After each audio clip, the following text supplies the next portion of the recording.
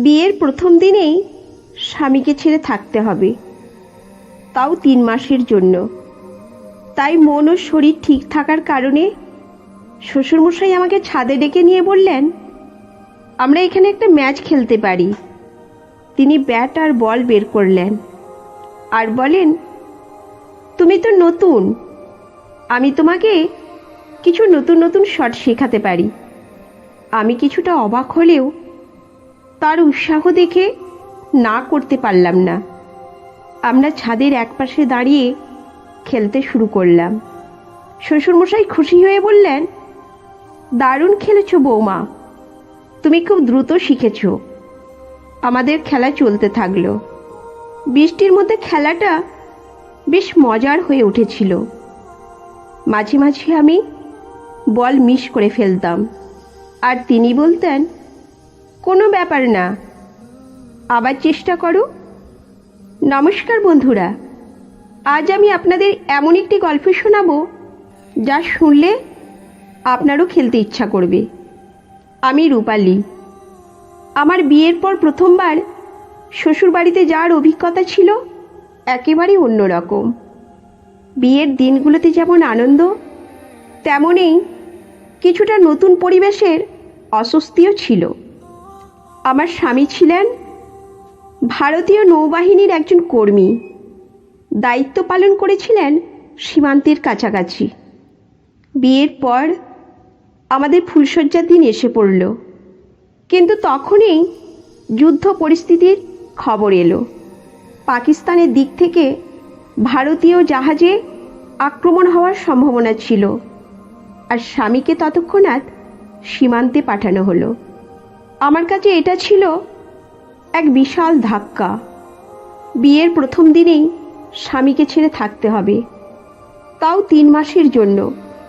কিন্তু দেশের প্রতি, তার দায়িত্বের প্রতি আমার শ্রদ্ধা ছিল, তাই কষ্ট হলেও মেনে নিলাম।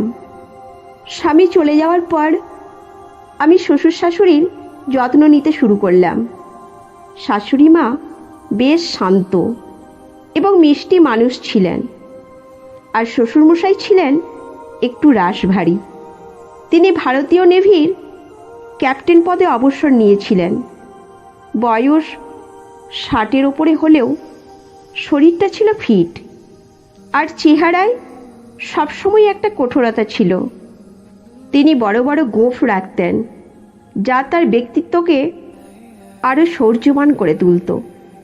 তার সেই অভিজাত চেহারায় আমি সবসময় একটু মুগ্ধ থাকতাম, যদিও প্রথম দিকে তার সামনে কথা বলতে একটু সংকোচ হতো। আমি প্রতিদিন সকালে উঠে শ্বশুর শাশুড়ির যত্ন নিতাম, তাদের জন্য চা বানাতাম, খাবার তৈরি করতাম, আর তাদের সেবায় লেগে থাকতাম। শ্বশুরমশাই মাঝে মাঝে আমার প্রতি একটু বেশি স্নেহ দেখাতেন। তিনি বলতেন, তুমি খুব যত্নশীল মেয়ে বৌমা, তোমার মতো মেয়েই আমাদের পরিবারে আসা দরকার ছিল। আমি তার প্রশংসা শুনে মৃদু হেসে কাজ চালিয়ে যেতাম। তবুও আমার মধ্যে একটা অস্বস্তি ছিল, কারণ মাঝে মাঝে তার দৃষ্টি আমার দিকে এমনভাবে পড়ত যা কিছুটা অস্বাভাবিক লাগতো। কিন্তু আমি মনে করতাম হয়তো এটা আমার ভুল ধারণা, হয়তো তিনি আমাকে কেবল স্নেহের চোখেই দেখছেন। একদিন দুপুরের পর আমি একটু অবসর সময় পেলাম এবং ভাবলাম ছাদে গিয়ে একটু হাওয়া খাই। আকাশে মেঘ জমতে শুরু করেছিল, আর হঠাৎই ঝমঝম করে বৃষ্টি নামল। সেই মুহূর্তে ছাদে বসে বৃষ্টির ফোঁটাগুলো আমার শরীর ছুঁয়ে যাচ্ছিল, আর আমি ভেতর থেকে একরকম স্বস্তি পাচ্ছিলাম। এমন সময় শ্বশুরমশাইও ছাদে এলেন। তিনি আমাকে দেখে বললেন, বৌমা, তুমি বৃষ্টিতে ভিজতে খুব ভালোবাসো দেখছি। আমি হেসে বললাম, হ্যাঁ, মাঝে মাঝে বৃষ্টি খুব ভালো লাগে। অনেক দিনের পর বৃষ্টির মধ্যে ভেজার সুযোগ পেয়েছি। তিনি মুচকি হেসে বললেন, তুমি তো নতুন বউ, তোমার জীবনের প্রতিটি মুহূর্তে নতুন নতুন অভিজ্ঞতা হবে। চলো আজ একটা মজার কাজ করি। ছাদে তো বৃষ্টি পড়ছে, আমরা এখানে একটা ক্রিকেট ম্যাচ খেলতে পারি। আমি বিস্মিত হয়ে বললাম, ছাদে ক্রিকেট, তাও বৃষ্টির মধ্যে? তিনি হাসলেন। হ্যাঁ, কেন নয়? আগে তোমার শাশুড়ির সাথে বৃষ্টির মধ্যে ক্রিকেট খেলতাম। এই খেলা শুধু মজার নয়, শরীর চর্চারও ভালো উপায়। আর তুমি তো নতুন, আমি তোমাকে কিছু নতুন নতুন শট শেখাতে পারি। আমি কিছুটা অবাক হলেও তার উৎসাহ দেখে না করতে পারলাম না। আচ্ছা, শিখব বললাম। শ্বশুরমশাই বললেন, আমার কাছে একটা ছোট ব্যাট আছে আর একটা বল, আমাদের আর কিছু লাগবে না। তিনি ব্যাট আর বল বের করলেন আর আমরা ছাদের একপাশে দাঁড়িয়ে খেলতে শুরু করলাম। তিনি প্রথমে আমাকে ব্যাট ধরতে শেখালেন। বললেন, দেখো বৌমা, ব্যাটটা মজবুত করে ধরতে হবে। তোমার হাতের গতি আর শক্তি ঠিক থাকলে যে কোনো বল তুমি ভালোভাবে মারতে পারবে। তার কথা শুনে আমি মনোযোগ দিয়ে শিখতে লাগলাম। প্রথম দিকের বলটা ভালোভাবে মারতে পারছিলাম না, কিন্তু শ্বশুরমশাই ধৈর্য ধরে আমাকে শেখাচ্ছিলেন। তিনি বলছিলেন, তোমাকে শরীরের ভারসাম্য বজায় রেখে খেলতে হবে। ব্যাট আর বলের মধ্যে সম্পর্কটা বুঝতে হবে। আমি তার শেখানো মেনে নিয়ে খেলতে থাকলাম। কিছুক্ষণ পর আমি প্রথমবারের মতো ভালোভাবে একটা বল মারতে পারলাম। শ্বশুরমশাই খুশি হয়ে বললেন, দারুণ খেলেছো বৌমা, তুমি খুব দ্রুত শিখেছ। আমাদের খেলা চলতে থাকলো। বৃষ্টির মধ্যে খেলাটা বেশ মজার হয়ে উঠেছিল। মাঝে মাঝে আমি বল মিস করে ফেলতাম, আর তিনি বলতেন, কোনো ব্যাপার না, আবার চেষ্টা করো।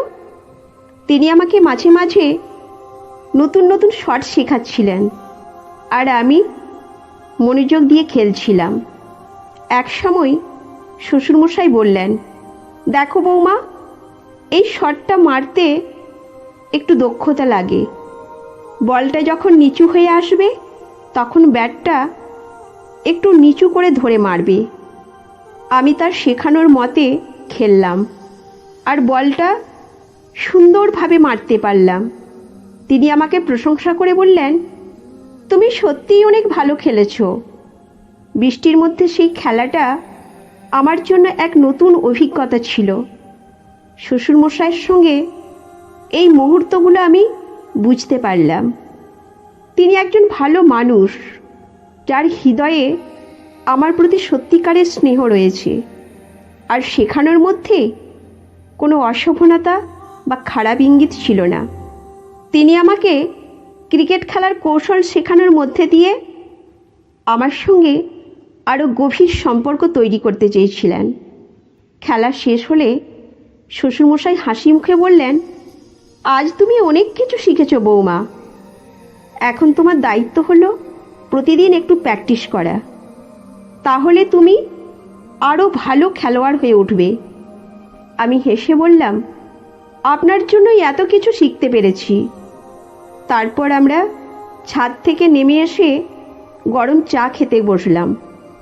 সেই দিনের খেলাটা আমার জীবনের এক বিশেষ স্মৃতি হয়ে রইল। বৃষ্টির ছোঁয়ায় শ্বশুরমশাইয়ের সাথে সেই ছাদের ক্রিকেট ম্যাচ যেন আমাদের সম্পর্ককে অন্য এক মাত্রায় নিয়ে গেল। সেদিনের পর থেকে প্রায় প্রতিদিনেই আমরা ছাদে যেতাম, কারণ আমার স্বামী তখনও সীমান্তে ব্যস্ত ছিলেন। শ্বশুরমশাই প্রতিদিন আমাকে নতুন নতুন শট শেখাতেন। আমি যেমন ছিলাম ক্রিকেটে অনভিজ্ঞ, তেমনই উনি ছিলেন দক্ষ, অভিজ্ঞ একজন খেলোয়াড়। প্রতিদিনের মতো আমরা আবার ছাদে গিয়ে খেলা শুরু করতাম। শ্বশুরমশাই নিজের ক্যাপ্টেন্সির অভিজ্ঞতা ব্যবহার করে আমাকে খেলার কৌশল শেখাতে লাগলেন। তিনি বলতেন, বৌমা, শরীরের ব্যালেন্স বজায় রেখে খেলো, নয়তো সহজেই আউট হয়ে যাবে। আমি মন দিয়ে তার প্রতিটি পরামর্শ শুনতাম এবং খেলার মধ্যেই এক অদ্ভুত মজা খুঁজে পেতাম। শ্বশুরমশাই আমাকে বোলিং করার সময় খুব যত্ন সহকারে দেখিয়ে দিতেন কিভাবে বলটা ধরতে হবে, কিভাবে ব্যাট চালাতে হবে। প্রতিদিনের এই খেলায় আমি আরও দক্ষ হয়ে উঠতে লাগলাম। মাঝে মাঝে বৃষ্টির কারণে ছাদ পিচ্ছিল হয়ে যেত, কিন্তু আমাদের খেলার উৎসাহ কখনো কমতো না। শ্বশুরমশাইয়ের অনুপ্রেরণায় আমি ক্রমশ ভালো খেলোয়াড় হয়ে উঠেছিলাম। তিনি আমার হাত ধরে ব্যাটিংয়ের সময় সঠিকভাবে কভার ড্রাইভ বা পুল শট শেখাতেন, যা আমি আগে কখনো করিনি। আমাদের এই ক্রিকেট খেলার সময় মাঝে মাঝে তিনি তার নেভির জীবনের গল্প শোনাতেন। কত যুদ্ধের মাঠে তিনি সাহসিকতার সাথে লড়েছেন, সেই কথা আমাকে গভীরভাবে প্রভাবিত করত। তার সবচেয়ে বড় প্রভাব ছিল তার বিনোদনমূলক শিক্ষা, যেটা শুধু খেলাধুলার মধ্যে সীমাবদ্ধ ছিল না, বরং জীবনের অনেক গভীর শিক্ষাও দিয়ে যেত। শ্বশুরমশাই বলতেন, জীবনও একটা খেলার মতো বৌমা, এখানে অনেকবার আউট হবার সুযোগ আসে, কিন্তু সাহসিকতা আর কৌশল দিয়ে সেই আউট থেকে নিজেকে রক্ষা করতে হয়। প্রতিদিনের এই ছাদে ক্রিকেট খেলা যেন আমার একমাত্র বিনোদন হয়ে উঠল। আমরা বৃষ্টির দিনেও ছাদে যেতাম এবং খেলার মধ্যে দিয়ে শ্বশুরমশাইয়ের সাথে আমার সম্পর্ক আরও গভীর হয়ে উঠল। তার সাথে এই সময়গুলো কাটানো আমাকে নতুনভাবে জীবন বুঝতে শেখালো। শ্বশুরমশাই শুধু আমার খেলায় দক্ষতা বাড়ায়নি, জীবনের গুরুত্বপূর্ণ বিষয়গুলোও শিখিয়েছেন। এইভাবে প্রতিদিনের খেলা আর গল্ফে আমাদের দিনগুলো কাটতে লাগলো। এই গল্প থেকে আমরা শিখলাম সম্পর্ক মজবুত করতে সময় এবং মুহূর্তগুলোর গুরুত্ব অপরিসীম। ছোট ছোট খেলা এবং একসাথে সময় কাটানোর সম্পর্ককে গভীর করে তোলে। নতুন সম্পর্ক ধীরে ধীরে গড়ে ওঠে এবং সেগুলোকে সুসংহত করতে পারস্পরিক সম্মান, স্নেহ এবং সময়ের গুরুত্ব অপরিসীম। আপনার সম্পর্ককে শক্তিশালী করতে আজ এই প্রিয়জনদের সাথে কিছু সময় কাটান। তো বন্ধুরা, এই গল্পটি যদি আপনাদের ভালো লেগে থাকে তাহলে অবশ্যই চ্যানেলটি সাবস্ক্রাইব করবেন এবং আপনার মূল্যবান মতামত জানাবেন। ততক্ষণ পর্যন্ত ভালো থাকুন, সুস্থ থাকুন। ধন্যবাদ।